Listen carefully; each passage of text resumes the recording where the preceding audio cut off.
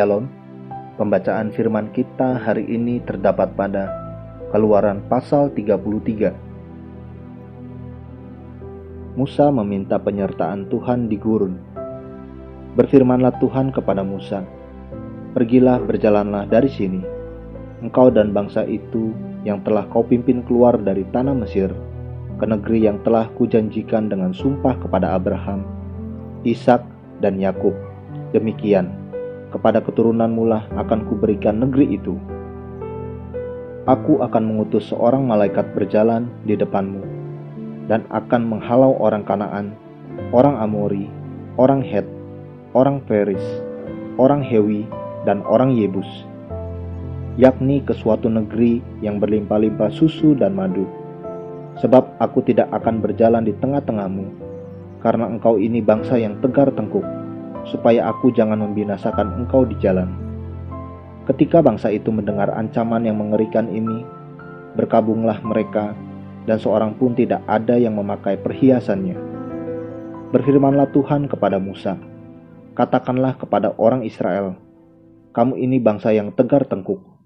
Jika aku berjalan di tengah-tengahmu sesaat pun, tentulah aku akan membinasakan kamu. Oleh sebab itu, tanggalkanlah perhiasanmu, maka aku akan melihat apa yang akan kulakukan kepadamu."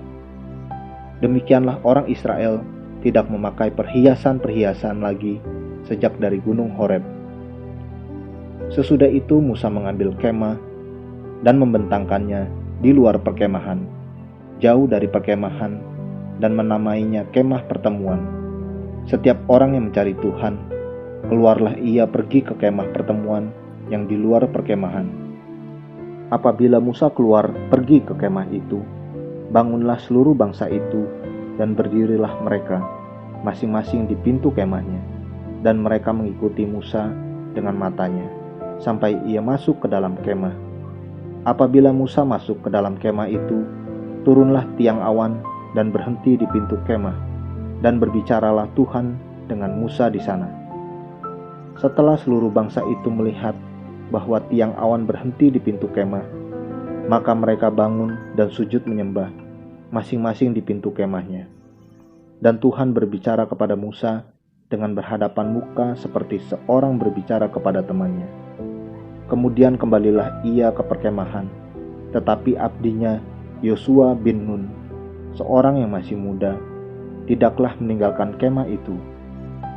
Lalu berkatalah Musa kepada Tuhan, "Memang engkau berfirman kepadaku, suruhlah bangsa ini berangkat, tetapi engkau tidak memberitahukan kepadaku siapa yang akan kuutus bersama-sama dengan aku.